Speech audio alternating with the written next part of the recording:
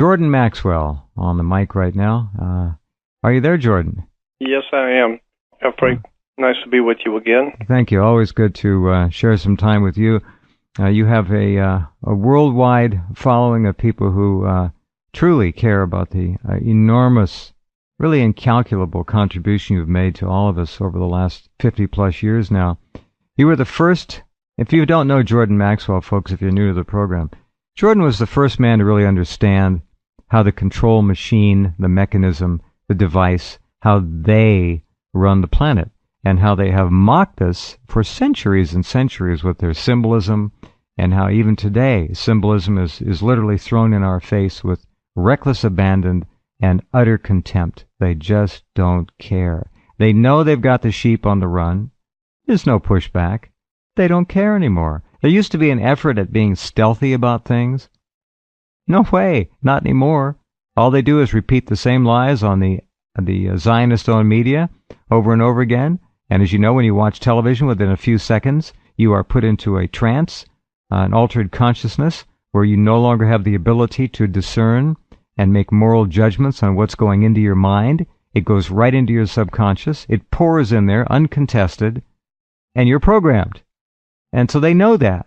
And they've got computer simulations. We've talked about that. They have a virtual planet Earth, fully live, fully real, but in a virtual reality. And they can program any kind of scenario they want into that computer and get back a result plus or minus 1 or 2%. That's my projection, but I believe that to be the case. You got to go back to the 20s and Bernays and then Tavistock to know that this is a science.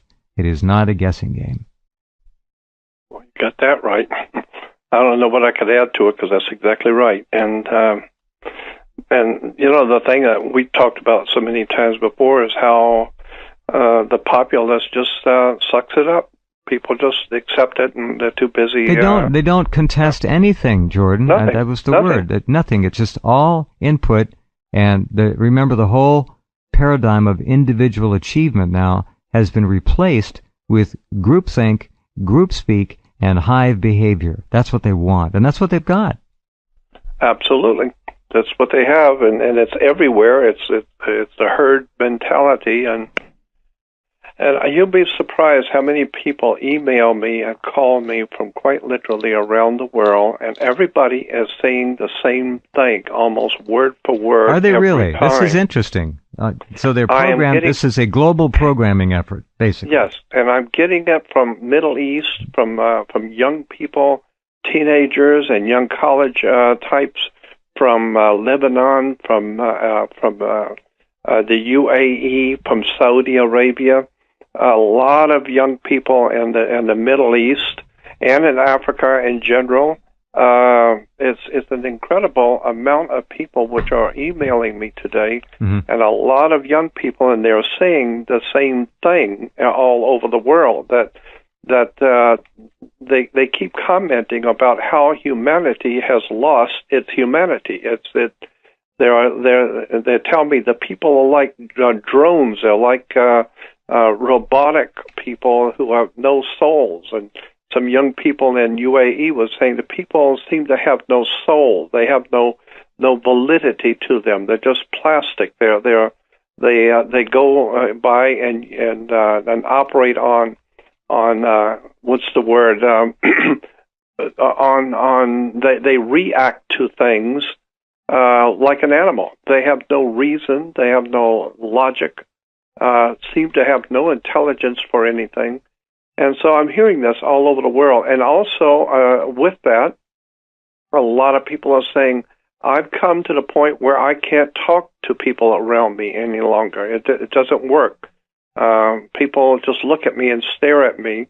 And so I'm seeing very, very pronouncedly, I'm seeing some kind of some sort of a division working its way now on the earth between those who are actually human beings, who actually have emotions and feelings like the old world, like we grew up in, as opposed to the masses and masses of millions of people who don't seem to even have their humanity left. They're just there. They came into the world because they were born. They have no reason for being here. They don't know what they're doing. They're kind of like they're kind of like an empty vessel. We talked, and I've mentioned this before, so have others. But many of them are rather like have no soul. They're soulless. They walk. That's what I'm saying. They're three-dimensional. They act like normal people, but there's some incredible vacancy inside them.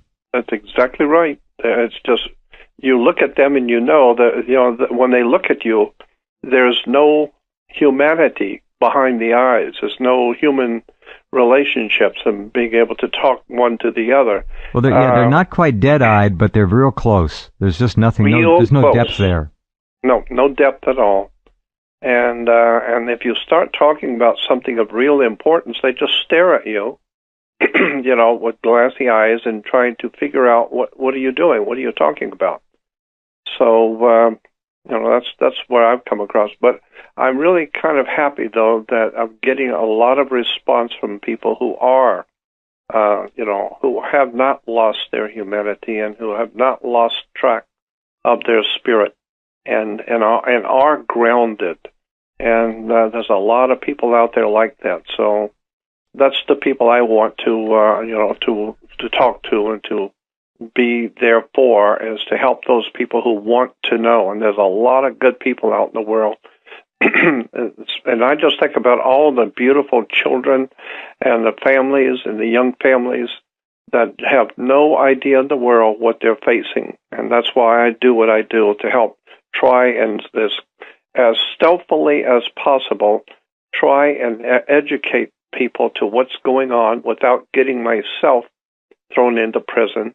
So I'm trying to do what I can to open their people's eyes and do it, as carefully as I can.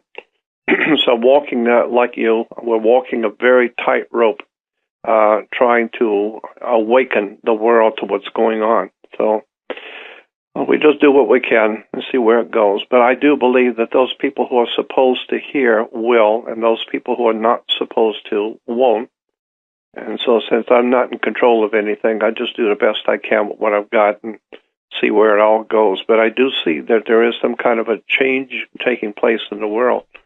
And I'm really... Jordan, quantify change.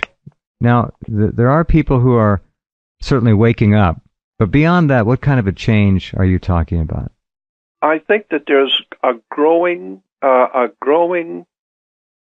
division happening on the earth, that the people who are awake and grounded and spiritually awake are experiencing, although they don't necessarily understand and realize the severity of it, that there is some kind of a growing...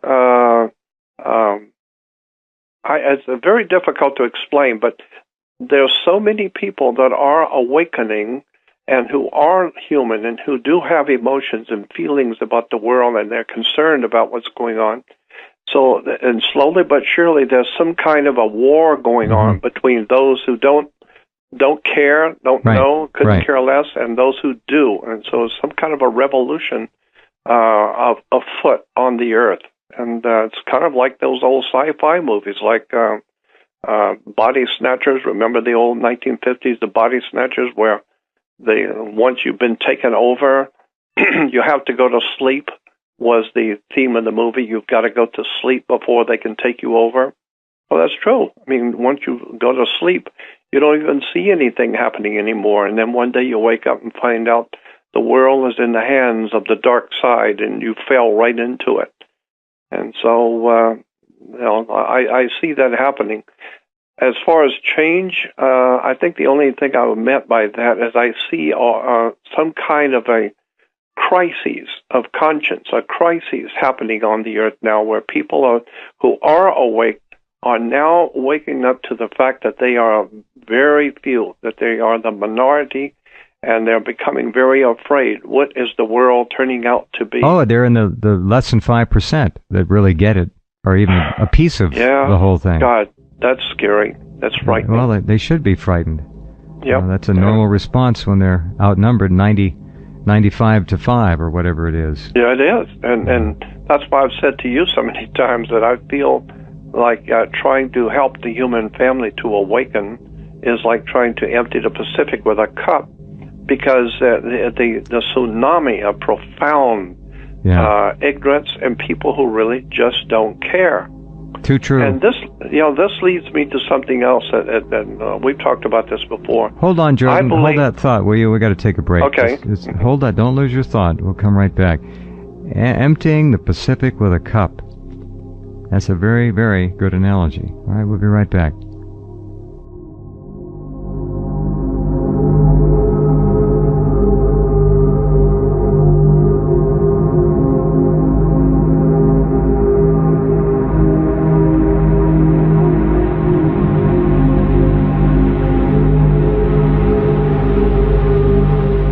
Whoever has brought us about, and we're talking about God, we're talking about the creation of the human family, and there's no doubt in my mind that we are a creation. We didn't just happen.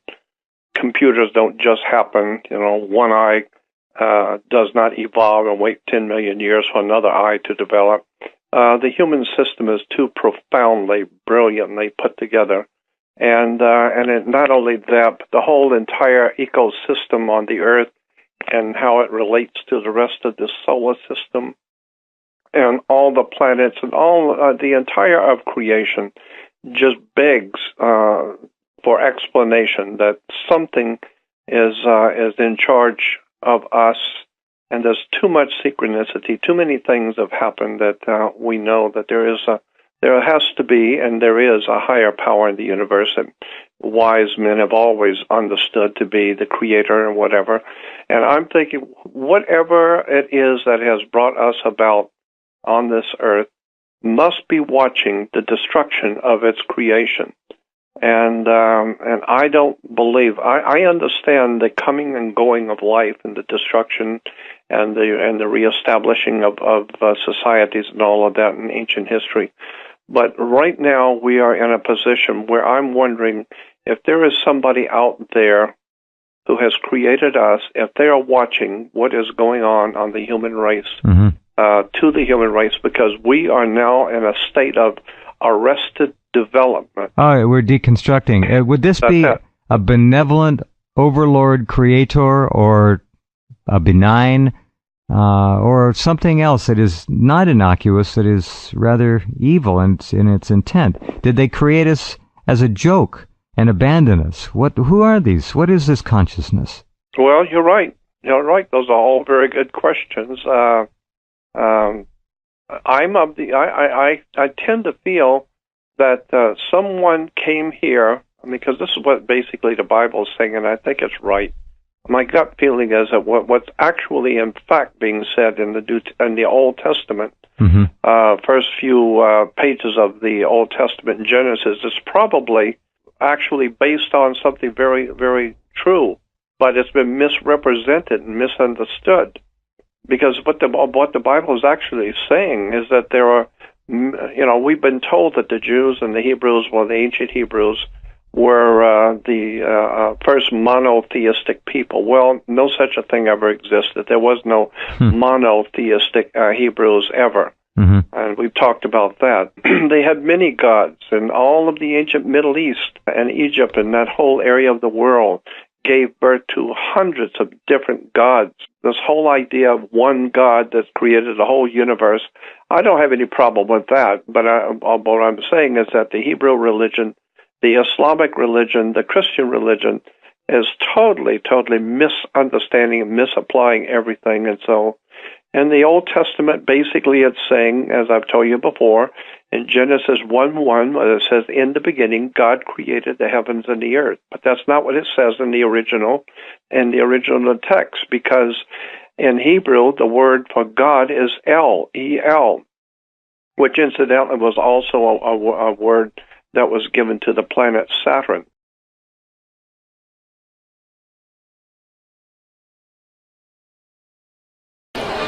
Hello, everybody. Brian Engelman here at the 2017 Conscious Life Expo in Los Angeles, California. I have a few gentlemen over to my side here. I have Dean Ryan, Jordan Maxwell, and Sean Stone, and they've all stopped by to have a little conversation, as we like to do at the Conscious Life Expo. Dean, you guys are going to be speaking on Sunday. Kind of set us up. Tell us why you put the event together and what it's about. Well, Brian, I'm so excited. This is me and Sean. This is our third year doing this for the Conscious Life Expo. Fourth time because we did one in off season, but this year is so exciting and important because we are honoring the legendary Jordan Maxwell, who is the godfather of the truth movement. If it wasn't for Jordan, there would be none of us here tonight talking about alternative truth, and so it's a privilege for Sean and I to be presenting the Lifetime Achievement Award for Jordan Maxwell. Well, we'll get to the man of the hour in just a moment here, but I'll actually hand the mic over to you, Sean. What would you say has been the most important aspect of Jordan's work over the years? Like, what are the components that have resonated with you, and has that made an impact in your career? I think I first heard Jordan's name, it was around 2003, I'm sorry, and I was interested by David Icke's book, The Biggest Secret, and I was devouring that book, blowing my mind, saying, wow, is this possible? Is this, I was 17, I guess I was 17 at the time, 17, 18, and I was thinking, man, is this conceivable, this whole alternative history of our, not only human race, introducing Sitchin's work, but the alternative history of the Gnostic traditions, basically within religions, right? This Gnosticism within Masonry, Freemasonry, obviously these concepts that were alien to me at the time. So I was very interested by Icke's work, and my friend, who I was actually talking to him about Icke's book, he said, "Well, you should watch this series." Basically, it's like the guy that inspired The Matrix. And I said, "What do you mean the guy that inspired The Matrix?" He said, "Well, he did a whole series called The Matrix, and essentially, talking about a lot of the things that Icke picked up on." And I was like, "Who is that guy?" And this is pre-YouTube, remember? So it was Jordan's, but I didn't know I didn't know it was Jordan at the time because I didn't have access to his videos. So it was really thanks to YouTube that helped revolutionize the entire spectrum of alternative media, because before that we had to literally order those VHSs and the newsletters from the obscure PO boxes, right? Once a month delivery. And get those delivered to you to know who these people were. So Jordan's influence came later. I had already read Manly Hall's book when I came across Jordan's things. So I must say that a lot of the things that Jordan talked about I had already heard because others had either he was explaining people like Manly Hall, or others had picked up on his work. But I think that what most captivates me to this day is, beyond the alien question, the issue of sovereignty and the issue of maritime law, and this whole question of what kind of society we really function under, what kind of legal structures actually are in place that exist that are essentially putting us into a sort of corporate servitude, right? These are the issues I think that have always resonated most strongly with me. Excellent. Yes. And Jordan, let me bounce over to you for a second. We're here in 2017, and you've been doing this for a little bit now. You've been doing this for a while. Since when? 1959. That's a little bit ago. Yeah, that's a little bit ago. As your career has moved forward, and we're here in 2017 with handheld devices, with the open flow of communication, what trends are you starting to see with some of the subjects that have been hidden for so long? What are you picking up on? That's a loaded question. My favorite kind. Yeah. I have stumbled across many, many interesting and profoundly provocative things which are happening in this world that, generally speaking, people do not know anything about. But I have come across, in 1967, in Glendale, California, I was doing some research for a video production, and I was looking at Marxist-Leninist communism, Nazism, fascism, all of the isms, and figuring out how they connect behind the scenes, because I know they do. Well, I discovered a particular symbol that I have seen so many times in churches, synagogues, government, government agencies, police departments, fire departments, schools, universities. There's one particular symbol that keeps popping up for me, and so I've always been able to. I guess it's called pattern recognition, because I see something and I remember it from 40, 50 years ago, where it first saw. And so I began doing some research on this one symbol that was connected to the Soviet Communist Party, that was their main symbol for the Soviet Union. The rising sun? The rising sun. The rising sun. But I realized at that time, 67, we're talking about over 50 years ago, I realized with an immediacy that I knew there was something important about this symbol. Everybody's using it. Communists, Nazis, fascists, America, police departments. Hotels. Everywhere. Gas stations. Everywhere, the symbol. And I knew this is important. I don't know how, but I know it's important because everybody's using it all over the world. Well, later on, that was like almost 60 years ago, I began to really look into this symbol, and what I have found now will absolutely blow your mind if you actually saw what I have on this subject. Hollywood, motion pictures, universities, President of the United States, CIA, all of these people are connected behind the scenes that you have no idea in the world how it works. But once you begin to see it, but my work, you have to see it, not just hear about it. I have to show it to you. Because once you see these same symbols keep popping up, the same one, and the President of the United States using it, the Vice President using it, the Senate, the Congress, everybody's using it. Then you talk to mafiosis and gangsters and international criminals and terrorists are using the same identical symbol and the same words. You begin to realize there is something very, very dark going on this earth that the human race has no idea in the world how big this thing really is. So I have produced a video. I produced a lot of videos over the years, but I produced a video on this one subject, and I still have it today. I have copies of it here at the event to sell today. But I'm just telling you that nothing in this world works the way you think it does. Your government is not what you think it is. The police department is not what you think it is. Your military is not what you think it is. There is nothing in your world. Nothing in your world works the way you think it does. Nothing. It's all been well coordinated, well financed, professional people from all over the world working behind the scenes to present a whole concept of how life works. It's all lies, deception. And I'm telling you, once you see it, you'll never ever look at the world again the same way. You will know. Everything around you is a put-up. It's all a setup. And why do we have police? People don't question words and terms. Where do we get the word police? The reason why is because, the reason why you have something called police is because it comes from the word politician. Politicians make policy. We call it public policy. And so that's a whole story in itself. It's not a law. Congress does not enact laws, they enact policy. And what you need to understand, a classic example of what I'm talking about that's really scary, is when you find out that the United States of America as a republic no longer exists. The United States of America no longer existed after the Civil War. Because in the Civil War, one half of this country went to war with the other half. It was a civil war in which blood was shed all over this country.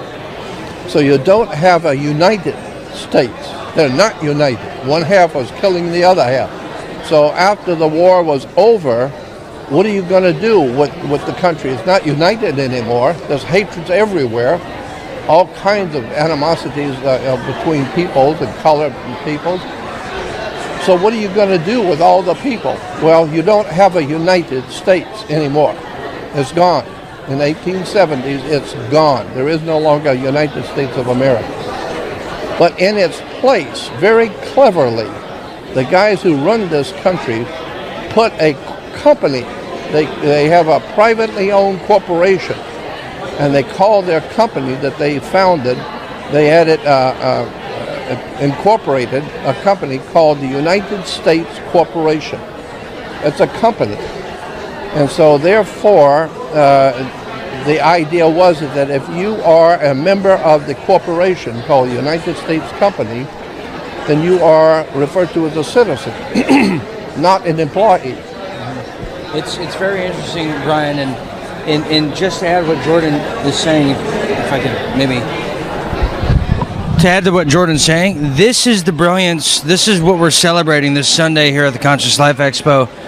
The brilliance of this man and to be such a innovator in thinking and all these different subjects and informing the young people and having people like Sean and myself run with it and articulate it is such a beautiful thing, and it's so important to be a part of this, and I wouldn't want to be anywhere else in this world than right here at the LAX Hilton for the Conscious Life Expo to honor Jordan Maxwell. So just to continue what you were saying. So when you understand that today in Washington, D.C., the president is not the president of the United States of America. He's the president of a corporation, a company like Sears, like Baskin Robbins, like Exxon Oil. Any 5-member board of directors. That's right. He's got board of directors. Well, Trump itself is an incorporated name as well, which is even more ironic. Exactly. That's the point. And the point I wanted to make here was that if you come across the border into this country, into the United States Corporation company, if you come across the border illegally and you're undocumented, they want to document. Why? Because the United States Corporation gets a huge sum of money for each person's body. Every living individual is a credit on the international stock exchanges of the world.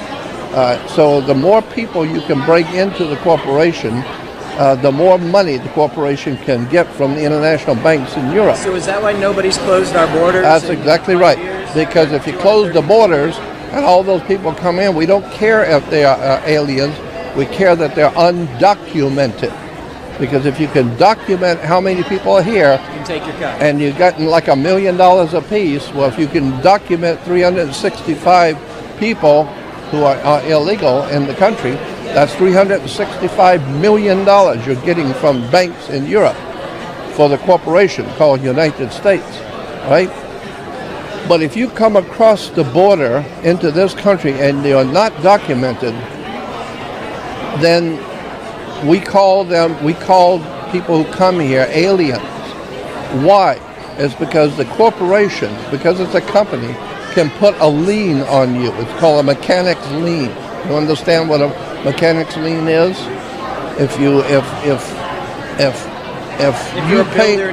pay my house and I don't pay you, you can put a lien on my property, which means I can't do anything until I can pay you. It's called a lien.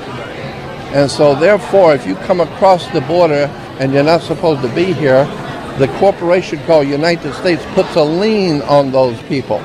And so now they are a lien. And they are now called an alien. No, a lien has been put on them.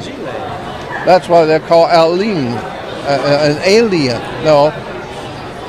Is that true, Sean? Is that what you always thought about aliens? Because you're into aliens, right? Sean Stone's into aliens, but he's really into illegal aliens. Is that what you mean? No, I don't think so. I know Sean will. Anyway, the point I'm making is the corporation called United States cannot make law. It's a corporation. Ford Motor Company cannot make a law for all this country to abide by. They don't have the responsibility to do that. So Ford Motor Company, all they can do, or General Motors, or any other corporation, all they can do, they can't make a law, but they can have their own personal policy. Like Sears has a policy. It's not God's law. It's not nailed and chiseled in concrete. Right. It's just their policy. A policy on facial hair. Of course. That's just a policy. It's not God's law. It's not a law that everyone has to abide by. No, they just have a policy. But you have to have a strong arm. That's why you have the armed forces. You got to have an arm to back up the policy.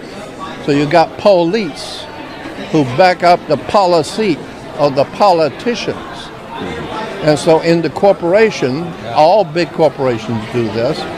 Big corporations like the United States Company Corporation, they intend for their employees to do what the policy is. The policy is you come in at 7 and you go home at 3. That's the policy. And for you, it's law. You working here, that's the name of the tune. And you take off when they tell you to take off for lunch. They tell you what you can do and what you can't do. Why? Because they own you. When you're there, they're paying for money for your body. So they have a policy. Well, United States Corporation, privately owned company, called United States Company. Well, any corporation, as you well know, any corporation has to have a president. And it has to have a vice president and a secretary treasurer. That's corporate law. So today we got a president, a vice president, a secretary treasurer of a corporation, a company, like General Electric and General Motors and Ford Motor Company and Sears and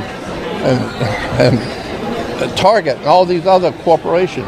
That's all this country is a corporation, a company. But it's no longer the United States of America, because after the Civil War, obviously, we're not united anymore. Sean, and today we're even more not Sean, is united. that true? Are we just a corporation, Sean Stone? I would believe it, and I think it'll become just a corporation. It'll Sean? become more and more obvious now with Trump's presidency, and I think your information is going to become more and more pertinent. My question is, will you be speaking on Sunday as well and giving this information to people? I'm kind of hesitant. I was even hesitant about talking, about it here, because it's kind of a dangerous subject today. And politics today is not what you think it is.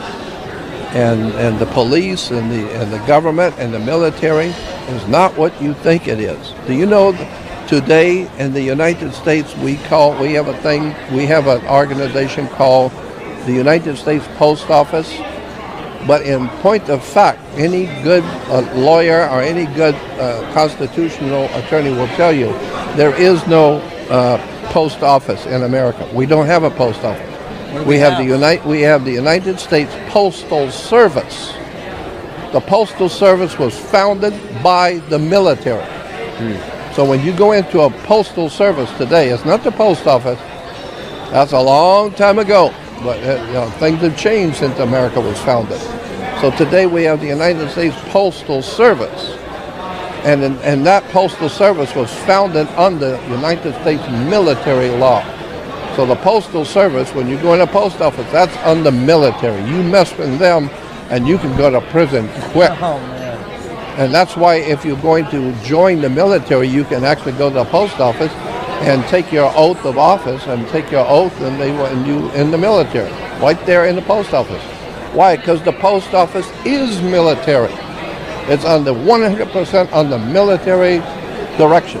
The military of America. And the military, look, where that word comes from, military, when you find out that all big corporations have what they call in-house security. So when you got in-house security, that means if you think you're going to go into the General Motors and slip in one night and wreak havoc, you better think again. Those guys who are hired as security have guns, and they are allowed to use force. So if you think you're going to hurt General Electric by slipping in and doing something, you're not going to. You can get killed doing that, Brian, and they have a right to fire on you. So that's why we have a military. And the military is like I said, in-house security for the corporation. Well, I think you should give us. I think you should speak on Sunday and give the audience a real show for about an hour and go ahead and get into your lecture. But right now, I think he's got to wrap it up. And, and we'll get deeper into it. Incredible information, Brian. What can you say? Absolutely. Well, thank you, Jordan. Thank you, Sean. Dean, final words on what's going on this weekend, what you guys are up to, and if people want to swing by. Final words, Brian, and thank you for having us on. This is an all-star lineup right here, and it's so exciting to be a part of. The final word is really that the old guard, which is Jordan Maxwell's work, has inspired the new guard, whether it's Alex Jones, Sean Stone, Dean Ryan, Brian Engelman, and it's really the young guard that is taking Jordan Maxwell's work, not only running with it, but trying to articulate it to a whole new generation, and it comes with a great responsibility. So I'm honored to be here, and I know Sean is as well. If it wasn't for Jordan, none of us would be here. He is the godfather. He's the architect of the truth movement, the liberty movement, and would you call him the architect of fake news? I would not say that. I say meaning all of the propaganda that we're being fed.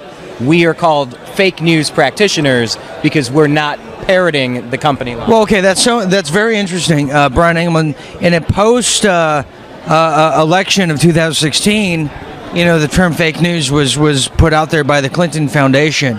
And what a badge of honor to carry that, because the fake news are the people perpetrating the child trafficking, the fake news, the green screening, and so forth, and saying that we're Russian agents. So I really spit at those people because they mean nothing. We're talking to an awakened populace, and it's so important to be right here in 2017 at the Conscious Life Expo, because everyone here is consciously aware of something that is wrong in this world, but also aware of the solutions that need to be found. And thank God there's people like Jordan Maxwell still around. Thank God for Sean Stone. Thank God for yourself and me. And we're going forward. We're going full glory ahead, pedal to the metal, and nothing's stopping us. We're going to bring these people to justice, and it's so exciting to be a part of this whole consciousness, awareness, and awakening. Final word for Jordan, final word for Sean. Yes, absolutely. If you go to first of all, if you have a Social Security card, on the back of the Social Security card you will see a set of numbers on the bottom, okay? The corporation has employees. That's us. We're the employees of a corporation. As long as all the employees do what they're supposed to do, the company's going to be just fine if you do what you're supposed to do. Right. And so therefore, as long as you, as a maintenance man, as long as you're on the job, because they may need you, then everything's going to be fine. And everybody is on the job working. So therefore, everyone in the organization or in the corporation is a security for the company. They feel very secure as long as everybody's working, right? So therefore, the number on the front of your Social Security card is your number, because all big corporations always have their employees have a number to show that they're legitimate employees, okay? That shows you're a legitimate employee of a corporation. But on the back, you will see your personal number. Usually it's in red. It's because those numbers represent your blood, according to maritime admiralty law. This number represents your body. In red is your blood. That's your blood number, okay? Therefore, here is what's interesting about this. That on the dollar bill, all American dollar bills, have a security code, okay? If you take the code on the back of your dollar bill, on the back of the Social Security card, and the code on the front of the bill, you will see that this bill, I'm having trouble doing. Let me hold this for you. Yeah. Let me hold the mic. Not too close. That's too close. You look on the back. You look on the back of the Social Security card and the security number on the bill. You will see they match. And therefore, there's millions of dollars out there around the world on 20s and 50s and 100s that have your Social Security number on the bill. Why? Because you're a security. and they are making money on your body from international banks in Europe. Pay the corporation for every warm body that's actually working. The U.S. corporation gets money from the governments in Europe. So when you see that the numbers on the back of your Social Security card are also on dollar bills, also on your money, and therefore you are a security. And the corporation is all corporations are referred to as security. What was it? Oh, the body social. The body social is the whole corporation. Period. Everyone's there. It's called the body social. So you are a security for the body social, called United States Company. So you're a security for the body social. So you are a social security. And that's why your Social Security, your body, gets the corporation in Washington, D.C., the company, makes millions of dollars off of you. That's why we have so many people in jails and prison, because the jails and prisons, when the government, when this company, corporation decided to go private, where private ownership of prisons. Why? Because there's a lot of money can be made off of prisoners. Yeah, very, very big money can be made off of prisoners. And so that's why you need to understand you are a security for a corporation called United States. So Obama was not the president of the United States of America, the Republic. The Republic does not exist. There is no longer a United States Republic. This is why you cannot go into any courtroom anywhere in this country and talk about your rights, your constitutional rights. You don't have any constitutional rights. Ask anybody who's a lawyer who will be honest with you, and they will tell you, you don't have anything called a constitutional right. You have a civil liberty. That's why you have the American Civil Liberty Union, not the American Civil Rights. No, you don't have a right. You're an employee. Employees don't have a right. The boss who runs the company, that's where the rights are. Well, in closing, too, because Sean Stone actually had to use the restroom. So let me just say this, Brian, because I know the audience, we got to go. You know what? It's about taking this information, articulating it for a newer generation, and trying to live as a freer society, a more peaceful society, and a harmonious evolution of love. So that's what it's all about. Well, one more thing. Also, on the back of the dollar bill, you will see the symbol of the pyramid, and it's within a circle. You see it? The circle is the sun. You see the sun rays around the circle? So it's a pyramid within the sun. Why do we have a pyramid on the back of the dollar bill, $1 bill? Because the word pyramid is P-Y-R-A-M-I-D. P-Y-R-A is pyra, like pyrotechs. Pyra means fire, okay? So pyra means fire. And the word mid, M-I-D, means middle. So a pyramid is a fire in the middle, a pyramid. Fire in the middle. Why? Because the sexual fire is in the human body, in the middle of the human body. So one half of the lower, from the sexual organ down, is the lower part of mankind, while from the genitals up is the higher elevation of mankind. But the fire is in the middle. And incidentally, this is why you will find in every public building in Western civilization, hotels, any big corporations you go to, you will always see the men's restroom has a pyramid, a triangle. All restrooms in public buildings are a triangle for men and a circle for women. There's a reason why. You see the circle and the pyramid? I don't think I've ever paid attention to that. Yeah. I've noticed, but I haven't paid attention. Yeah, there's a reason why. The pyramid represents the male, fire in the middle. Remember the song, Come On Baby, Light My Fire? Fire in the middle, pyramid. So once you begin to see we are a security, as long as we keep having children, and more children are coming in, more workers, more people to do the work, more people to collect taxes from, more poor laborers to keep working. This entire superstructure of Western civilization is operating on a totally different operation than what people think. Nothing is what you think it is. The whole thing is a scam. It's incredible. Period. Incredible. There you go. Well, Jordan, this is fantastic. We all remember when we first got into digging deeper into the stories. We all remember the first few steps, the first few years, and then when you go from a 100 level to 200 to 300, then you're in grad school, and you've been at this for a while, and we have been looking at you as one of the professors for a long time. So I appreciate your work, and I appreciate you taking a few moments to spend with me. Maybe tomorrow we can have a different chat in a different setting. But Dean, tell me one more time about what's going on with your talk here. Give us one more time. Sure. I mean, I don't know when the audience is going to see this, but if you're seeing this within the next 24 hours, Sunday, February 12th, I'm dating this interview, aren't I? Yes. It's going to be in like a few weeks. Anyways, in about a few hours from now, we're going to meet. Last week was pretty cool.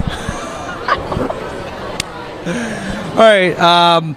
Anyways, basically, this is a documentary of a talk that's going to happen very shortly, called The New World Order Agenda, with me, Dean Ryan, and Sean Stone, who's my life partner. Anyways, no, he's a close friend. We're doing everything, politics, everything WikiLeaks, #Pizzagate, question mark. And look, with Pizzagate, all you have to know is there have been child sex abuse rings going on for a very long time. The Vatican, to ask a question to find out where else it goes, that's sane to me. Insane. I was told not to talk about it. Never mind. This conscious. Well, everybody tells you not to. Ben Swan has deleted all of his accounts after he did his Pizzagate. There's a reason why, but I'll tell you later. We'll talk about that later. Okay. But anyway, you owe me a beer. I'm joking. All right. So come over here on Sunday. Sunday. We're going to be honoring. Sunday. We might have a special guest from a certain band, and then this is the premier place to be. And if you're watching this now, follow me at The Real Dean Ryan. Follow Sean Stone at his work at RT. He's on Gaia with Buzzsaw. Follow Jordan Maxwell. He's going to be on my show. He's my inspiration. He's my teacher. And we're going to take this country back and this world back one weekend at a time. I'll guarantee that. Or my name's not Dean Ryan. That's the truth. Dean, Jordan, thank you very much for your time. Appreciate it.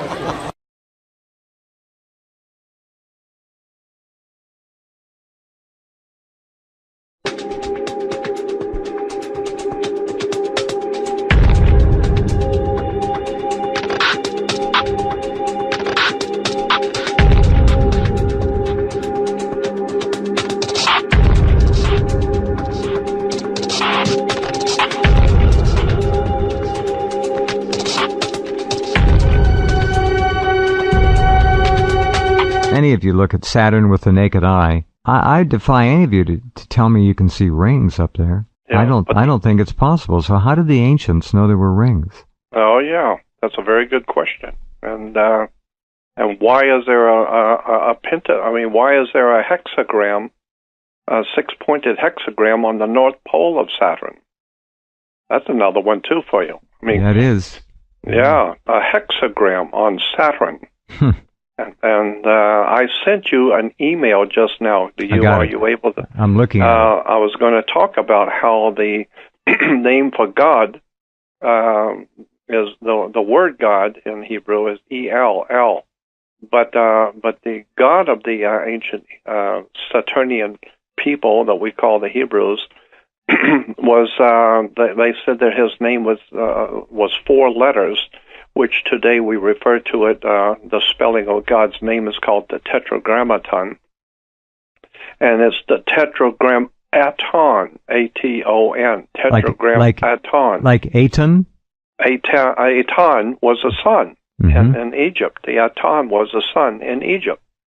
So that's why you have the four letters of the Hebrew alphabet put together for the name of God, and they call that the Tetragrammaton.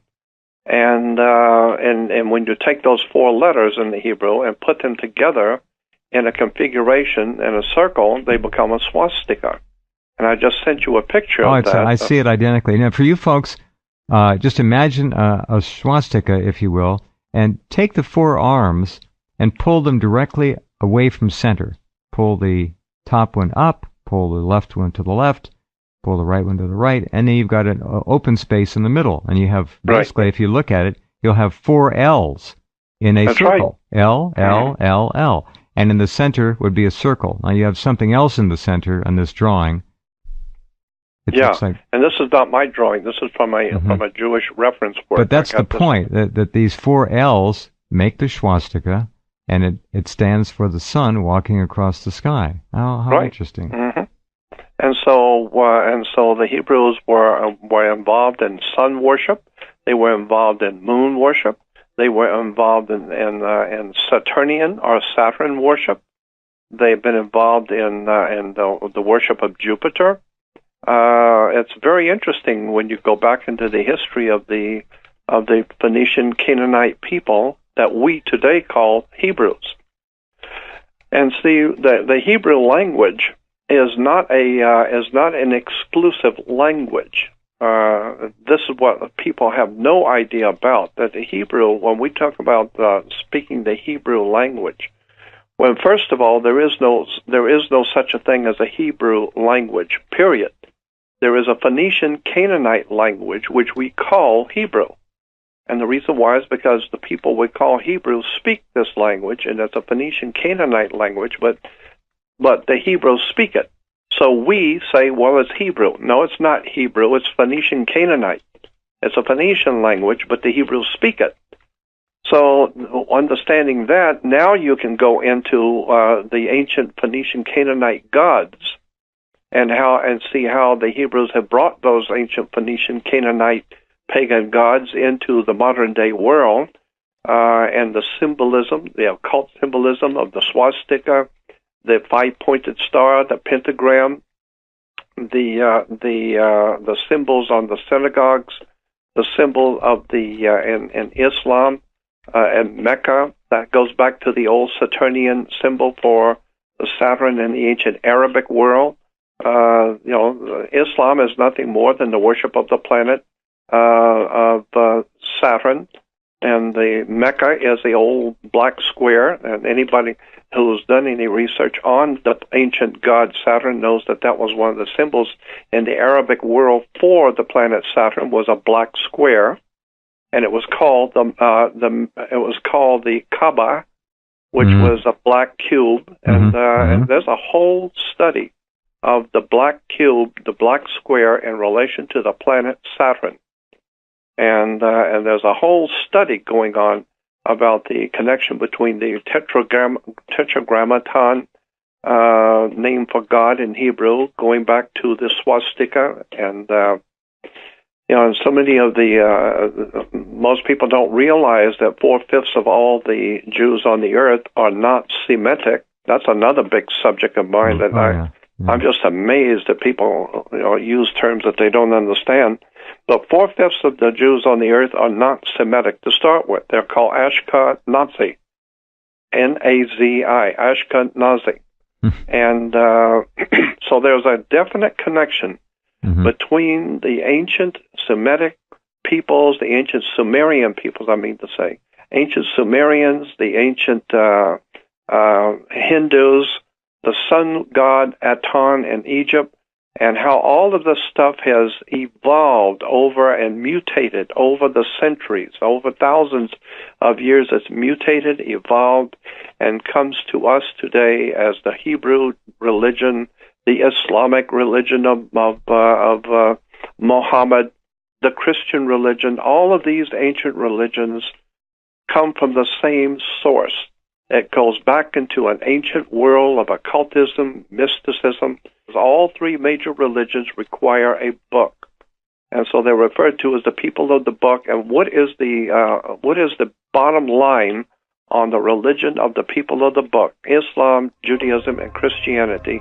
If it isn't the lunacy and the mind-boggling stupidity and ignorance that is displayed all over the world. I like you and have no reason not to. I like you and have no reason not to. Hey, did you hear about that magic baby that was born in Bethlehem?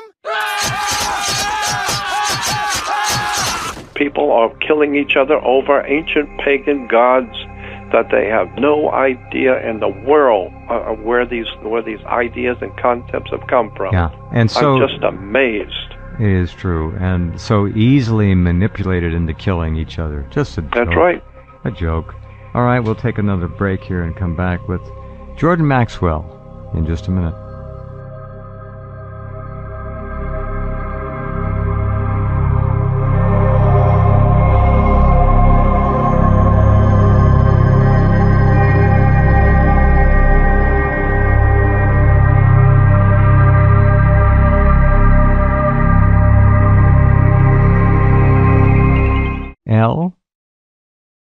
Elohim. Yep. Genesis 1:1 says in English, in the beginning God created the heavens and the earth. But as I said, that's not what it says in the original. It says in the beginning Elohim created the heavens and the earth, not El. Elohim. Elohim is not El. It's El with a plural. So the correct translation should be, in the beginning, the gods created the heavens and the earth. And so, this, we've talked about this before, but I think it's very important because it implies that there's something going on here, and you're misunderstanding God. You're misunderstanding what God is. Mm-hmm. Mm-hmm. And so that's why in Genesis 1:28, when God is creating, Adam and Eve, it says, and God said, "Come, let us make man in our image, after our likeness." Mm-hmm. It's right there. Right there. Come, mm-hmm. Let us. Mm-hmm. Well, first of all, to come, let us means that somebody is asking for a consensus among a group. Yeah, a committee. No wonder they screwed up so badly. Yeah. And that's why I'm thinking that like my rabbi friend told me many years ago, read it correctly. It doesn't say God created man. It doesn't mm-hmm. say that in the Bible anywhere. God created man. What it says is that God said, "Come, let us make man in our image, after our likeness." Not make man. Let us make him in our image. And now, then a couple of scriptures later said, "Now see, and now man has become as one of us." He's like one of us now. Why? Because now he's smart, he's clever, he's writing poetry and building rockets and lasers and television. See, man has become as one of us. Very clever, very smart. And now look what you've done. You've created a mess, because look at them. Now they're trying to play God. They're getting ready to go out into space and bring their bombs, and so now they have become like us. And then, of course, in Genesis 9:1, or after the flood, God says to Noah and his family, after the flood, they come out, and God says, "Go forth, multiply, and replenish the earth." And I asked the rabbi, "Is that a correct translation?" He said, "Yes, the word is replenished in the Bible." So replenish means do it again. Well, that's obviously if there were people on the earth and a flood came and wiped them all away, then if you're going to have people, you're going to have to replenish, do it again.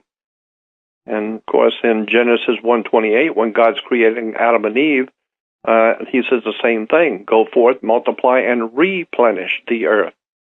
But what it's saying is that Adam and Eve were not the first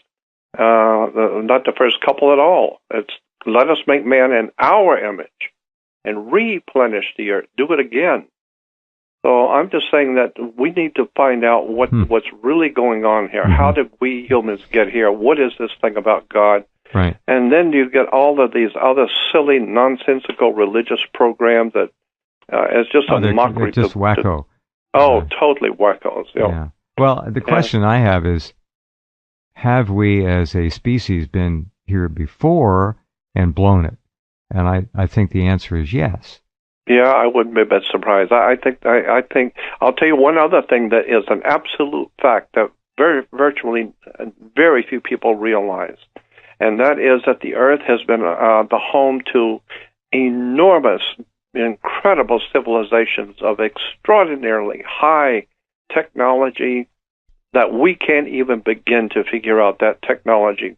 The Earth has been the home to thousands of civilizations, probably hundreds of millions of years ago,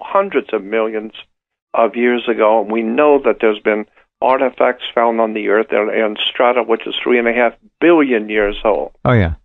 So this Earth is not what you think it is. This place has been the home of some extraordinarily brilliant civilizations hundreds of millions of years ago. So, and then that begs the question: well, what is really going on here? Who is God? Where do we really come from? I think I would conclude by saying I believe that we are being led on the Earth today. The human family is being led by an extraterrestrial dark force that's come to this Earth maybe a long time ago, maybe recently within the last 10,000 years. But whatever it is, it's highly intelligent, whoever they are and wherever they've come from. And they are profoundly, in our system of thinking, they are profoundly evil. They don't seem, whoever these entities are, they do not seem to care a damn about the human race. They care only for themselves. Not about life or death, no more than we would care about ants. That's it. And so I think that there's something going on here that I know that there's, for lack of a better term, alien life forms here. The Christians call them good and bad angels, demons and devils and poltergeists, or whatever they are. They're in a different dimension, and they're very, very evil. And they are taking over the Earth, and so that's why I said in the beginning, I'm kind of wondering what is the creators of the human race, what are they going to do about what's going on? Because the whole human race today has been put under arrest. We cannot grow, we cannot move, we cannot do anything. The whole human race is under arrest.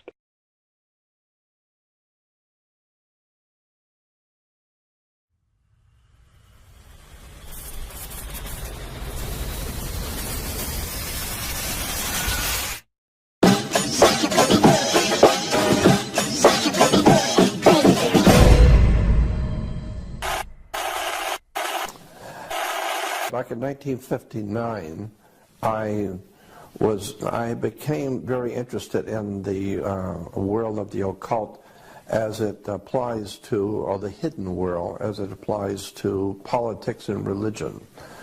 And within the past 25 years, I have begun to look at the occult or hidden world of commerce and how banks and government works. The one thing I will say that the past 50 years has given me is I would say that nothing in this world works the way you think it does. Nothing. Governments do not operate the way you think they do. Banks do not do what you think they do. The police department is not here for what you think it is. Nothing in your world works the way you think it does. There's a far higher, bigger picture going on the earth for at least 7,000 years of human history that we modern day people really just don't relate to. All we know is what we live with today, but never suspecting that the institutions of power, banking, education, the military-industrial complex of the world has taken hundreds of years to develop. And over these last hundreds of years, great governments have come into being. Our great country of America, the United States of America, which was the first time on the history of the earth that a people rose up to demand their freedom and impacted the whole world. Because there's never been a time, I don't care when you look back and how far back you go into history, never been a time when the people of any country have ever raised up to declare their freedom. It's never happened. And that's what made America so interesting and so provocative back in the 1800s, is that Americans decided they wanted to be free. So what a clever idea that was. No one had ever tried that before. And of course, when you are a slave and you are considered to be a slave, when you declare yourself to be free, you're going to make some enemies. And you're going to terrorize your masters who thought they owned you. So now you're going to be a terrorist. And they are now able to kill you because you're a terrorist. Why? Because you have terrorized your masters who thought they owned you. And now they see that the slaves are deciding to revolt and don't want to be owned anymore. And they want to be free. And so there was a war. We call it the Revolutionary War, in which Americans decided they wanted to be free. And they wanted to be free at any cost. And so there was a great war that started in our country against our enslavers, which was Europe. And for 3,200 years, Europe has dominated the world. Therefore, there is the old saying that all roads lead to Rome. So when you begin to see the wars and the tragedies and the things that are going on in the world today, the corrupt politics, the lies and the deception and the wars and incredible things which we're seeing, that people are becoming more and more concerned and worried about what's going on the world scene and where are we going as a civilization, especially Europe now and America. Just keep in mind that what you are seeing today, happening on the earth today, with all the wars and economic problems, etc., all has a pedigree and all has a background which you need to understand. It's called the history of our country, the history of Rome, the history of the Roman Empire. And so this is why I have always wanted to uncover, so to speak, the hidden history of Europe, the hidden history of America, and in point of fact, the hidden history of the world we live in. Because as I said before, so much of our religion, our government, our commercial systems, our educational systems are all based on ancient concepts and belief systems. And unless and until you educate yourself as to how your world operates, you're never really going to experience freedom. Because as a man thinketh, so is he. And so one has to start thinking in terms of how would it be in your life if you were truly free. And what would the world be like if humans were actually free and no longer had slave owners, if the whole human race were free to do what they wish. We're not talking about anarchy.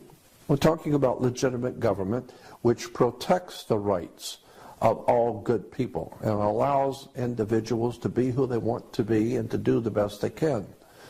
And so this is what I have always wanted to do, is to help young people, especially young people, to understand where the world they live in has come from and how it got here. Because you cannot fix anything. You can't help any problem if you don't know how the problem started. If you don't, who was it? Albert Einstein said that you can't depend on the same people who caused the problem to fix it. So I believe that knowledge is power. And this is why so many people in America especially feel powerless, because they have no knowledge. It's written in the Old Testament of the Bible. Profound things have been said in the Bible. For instance, it is written in the Old Testament that my people are dying from a lack of knowledge.